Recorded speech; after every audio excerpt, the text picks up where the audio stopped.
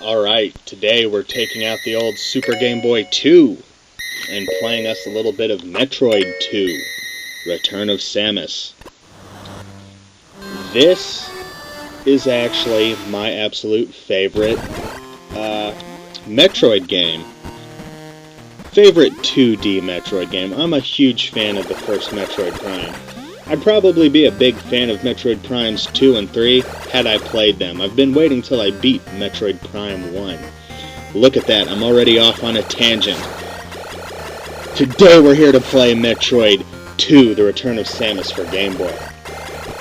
When I originally got my Game Boy, something like 20 years ago-ish, this was one of the 4 games I got with it. And it was hard. I played the shit out of it for a long time, and I eventually, on my very first save that I had on this game, beat it. And that was probably, I don't know, somewhere between 5 and 10 years ago when I finally beat this. And I still have that save. The one right before the final boss fight. And the basic premise is you're on this planet and you're exterminating Metroids. Except for now, the Metroid's life cycle is revealed, and the original Metroids shed their skin and horrible monsters pop out, and it's pretty cool. And the number 39 over there is how many Metroids you have to kill. So it's a pretty straightforward game. You just explore the caverns of this planet and look for the 39 Metroids you gotta hunt down and kill. Now the color scheme on this is the default color scheme. And that's because the development team that made Metroid 2 were also the developers behind the Super Game Boy. So it has a custom palette built in. Look at that Metroid mutating. I always like the music when you discover the Metroids.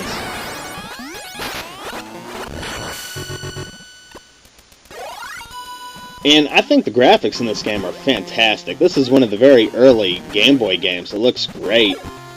And I like the music.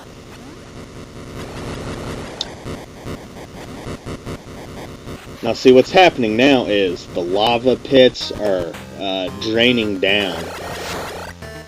Which, it's not really explained why killing a Metroid makes the lava flow go away, but it does. And that's how it reveals new areas of the game for you to explore.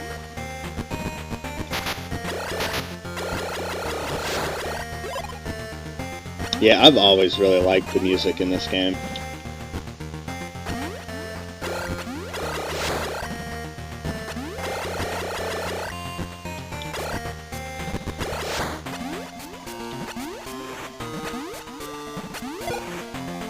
I have no idea why I'm not a bigger fan of Super Metroid. I played it back when it first came out. I remember renting it at, it's either Blockbuster or Diamond Video. I think it was Diamond Video where I rented it, actually. And I remember playing it, and I just never got into it back then. And I still can't really get into it today. In the original Metroid, I've played pretty far into it, and just, I don't know, wasn't doing it for me. But this one, probably, I will admit, just because it's one of the first Game Boy games I have. And that's how you save. You stand on those little poles and hit start.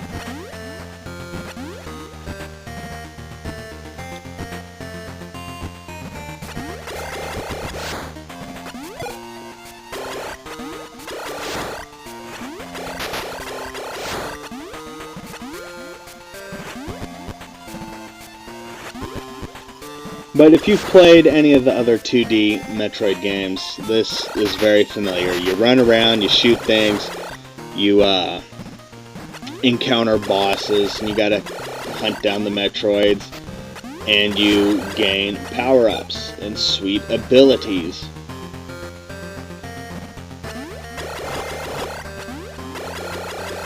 we do get to see one of my favorite abilities in the game, and that is the spider ball.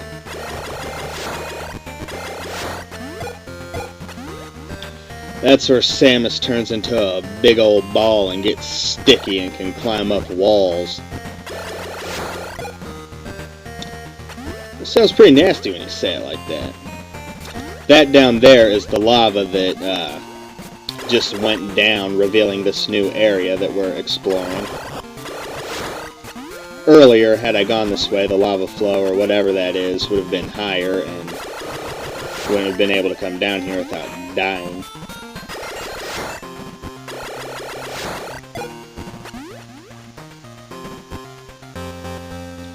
I always thought the jump physics in this game were a little weird. It's kind of floaty, but not too floaty.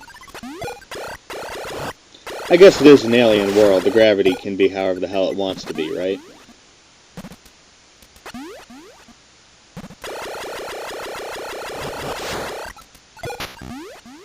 Yeah, don't fall in the lava.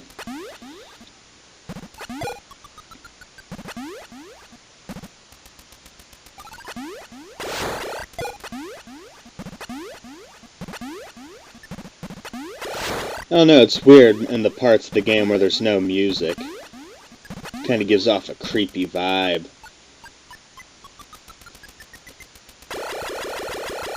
That first music from the very beginning of the game was quite adventuresome. Perhaps some of the most adventuresome music yet.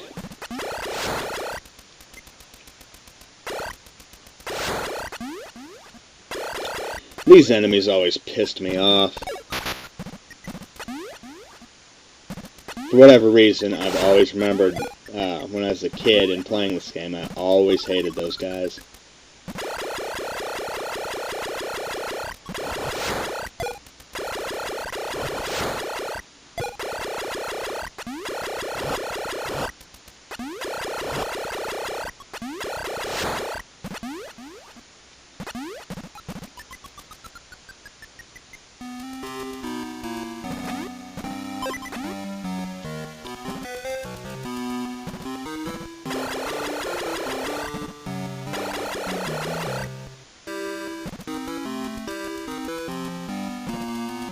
Some of the music in the game, I don't care for as much. Not that it's bad, it's just, I mean, it's fitting, but I don't know, I can't put my finger on it. Some of it I like, some of it I love, and some of it's just like, ugh.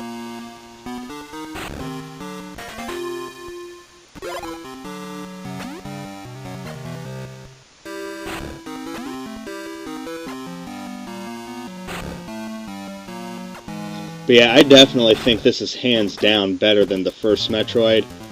And I know most people here, most people everywhere that play video games, their favorite Metroid is either Prime or Super Metroid. This is kind of the black sheep of the series, and people have told me I like weird games, and I guess it's true. Maybe it's them that like weird games. I like Mondo Cool games, which is exactly what the hell this game is. This game is Mondo Cool. Get that out of the way.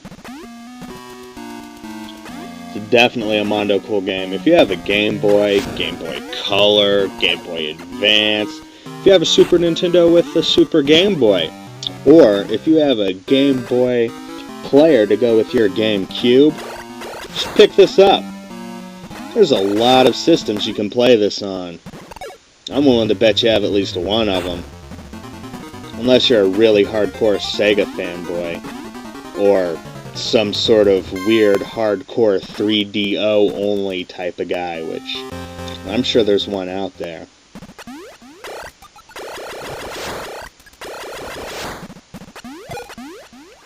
But the game controls great. The controls are solid. The gameplay is top-notch. The Metroid style of gameplay is very popular. You get your items and your upgrades to access new areas and whoop more Metroid ass. It's very solid, very well done. I think for an original Game Boy game, one of the early ones, even, this game looks great. Especially Samus. I think Samus looks pretty kick-ass in this game.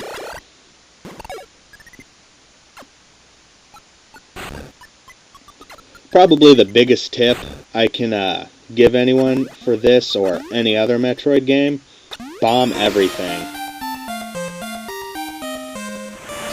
And there is Samus Aran's sticky ball power-up.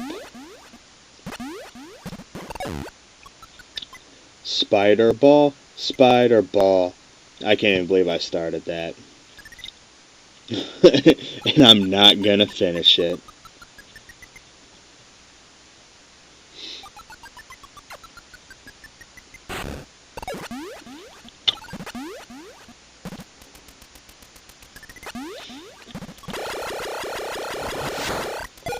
Definitely an underrated classic.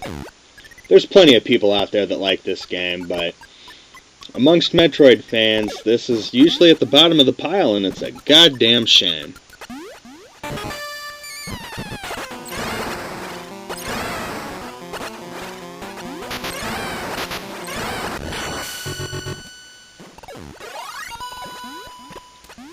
Well, thanks for watching my review. Got more reviews and videos coming, so stick around.